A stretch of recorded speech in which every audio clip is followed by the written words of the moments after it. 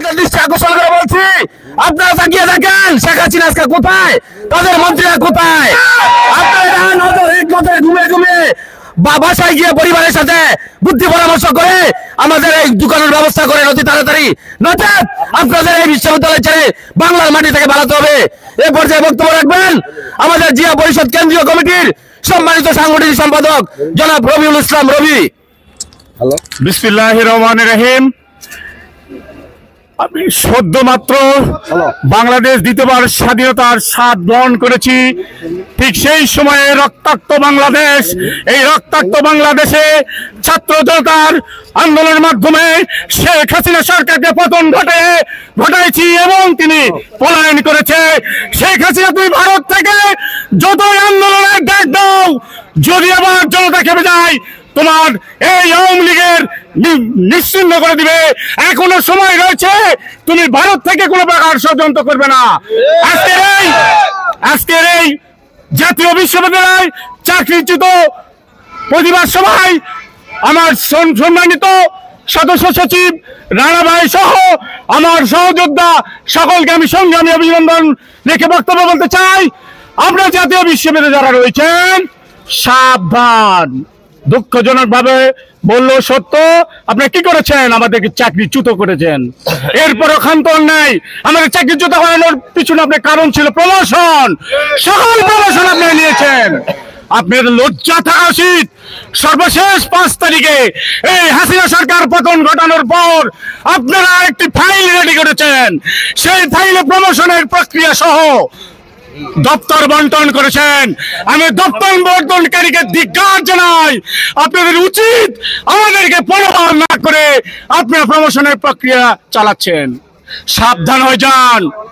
জাতীয়বাদ শক্তি এখনো মরে যায় নাই জাতীয় বিশ্ববিদ্যালয়ে। অবিলম্বে জাতীয় বিশ্ববিদ্যালয়ের 988 জনের চাকরি পুনর্বহালের সকল প্রক্রিয়া সম্পন্ন করেন এবং প্রশাসনে যারা রয়েছেন তাদেরকে বলছি অতি তাড়াতাড়ি আমাদের ফাইলটা রেডি করবেন, নাহলে যে দুর্বল আন্দোলন করতে জাতীয় বিশ্ববিদ্যালয় আপনারা ভেসে যাবেন। আপনারা অনেক দুর্নীতি করেছেন। এই আশাবাদ ব্যক্ত রেখে আমি আমার সংক্ষিপ্ত বক্তব্য শেষ করছি। খোদাহাফেজ বাংলাদেশ। শহীদ জামার হোক, খালেদা জিয়া জিন্দাবাদ, তারুণ্যের অহংকার তারেক রহমান জিন্দাবাদ। সংগ্রামী ভাই বোনেরা, আসলে আমরা যারা সেদিন রেজিস্ট্রার সাথে কথা বলছিলাম, রেজিস্ট্রার বলেছিল কোন রুটিন ওয়ার কাজ হবে না, শুধু আমাদের চাকরি পুনর্বহালের কাজ হবে। কিন্তু আমরা দেখতেছি অন্ধকারের ভিতরে আপনারা ফাইল চলাচলি করছেন। এই ফাইল বন্ধ করুন, নচেত কিন্তু আপনাদের খবর আছে। এই পর্যায়ে আপনাদের মধ্যে বক্তব্য রাখবেন মোহাম্মদ জলিলুর রহমান জলিল। আউযু বিল্লাহি মিনাশ শাইতানির রাজিম। বিসমিল্লাহির রহমানির রহিম। আমি প্রথমেই সেই মহান আল্লাহ তাআলাকে স্মরণ করছি, যার মেহেরবানিতে আমরা দীর্ঘ 13 বছর পর এই জাতীয় বিশ্ববিদ্যালয়ে আবার সবাই 1000 কর্মচারী কর্মকর্তা ভাইয়েরা একত্রিত হতে পেরেছি।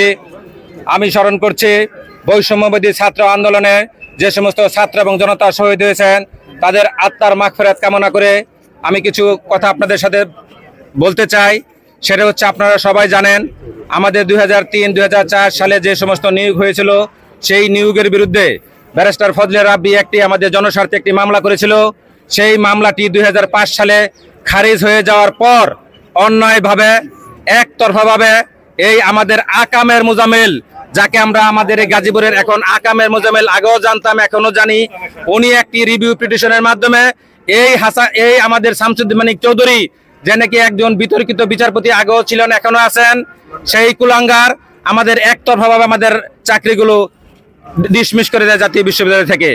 তারপর আমরা হাইকোর্টে যখন এই মামলা বিচারের জন্য আমরা তখন ছিল চিফ জাস্টিস মুজাম্মেল হক।